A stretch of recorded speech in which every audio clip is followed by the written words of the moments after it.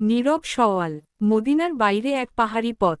গরম, ধুলোময় রাস্তা। এক তরুণ, নাম তার সালেম, সেদিকে হাঁটছে মাথা নিচু করে। তার পিঠে একটা পুরনো কাপড়ের বস্তা। ভিতরে শুধু একটা খেজুর, একটা পানি ভর্তি মাটির কলসি, আর এক জোড়া জুতা, যার একটা ছেঁড়া। সে কোনো শহরে যাচ্ছে না।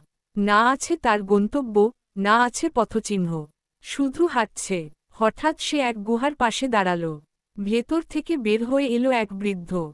মুখে সাদা দাড়ি, হাতে একটা লাঠি।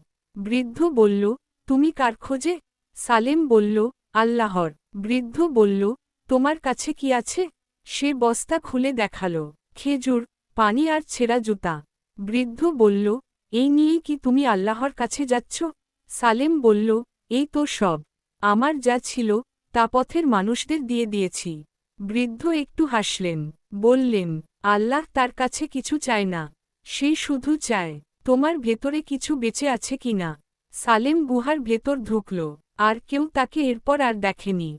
শুধু একটা কথা গ্রামের লোকেরা বলে, পাহাড়ের ওই দিক থেকে যখন বাতাস আসে, তার সাথে যেন কারো কান্না মেশানো থাকে।